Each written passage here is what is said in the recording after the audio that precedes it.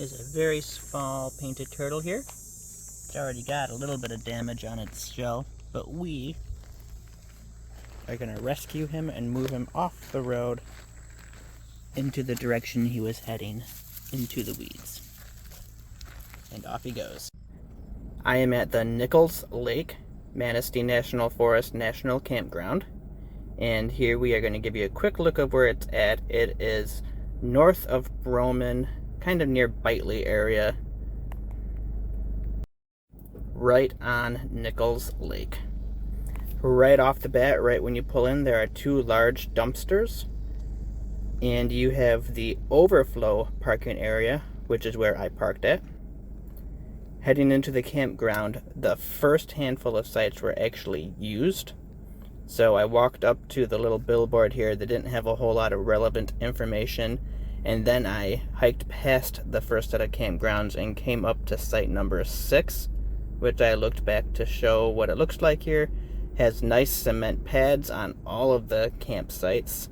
Campsite number 7 here is right across from the first water spigot, which again, you don't have to hand pump it, just flip the lever left or right and you get instant cold water.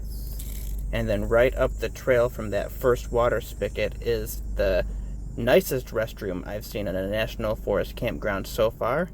They are not unisex, men's on one side, women's on the other, because when you walk in, they actually have showers.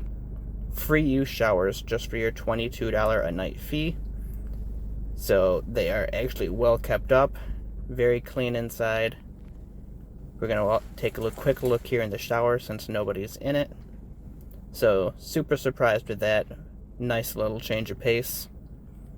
Here is the billboard outside of the campsite that holds the campground manager.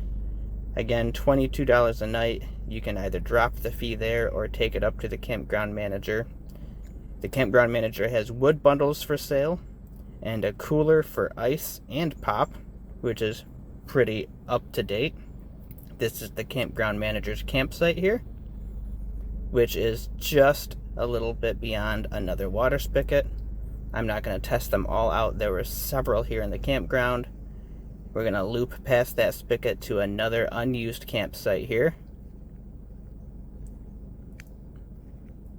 And then just past that campsite, we come up to a little boardwalk that is handicap accessible, or you can choose to rough it down the trail like I did, which is not a steep trail, it's not a hard walk, and it brings you down to a beach area.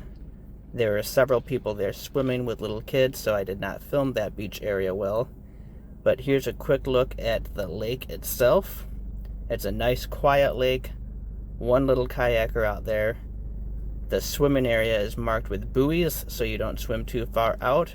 And then I'm going to take the handicap accessible walkway back up to the campground.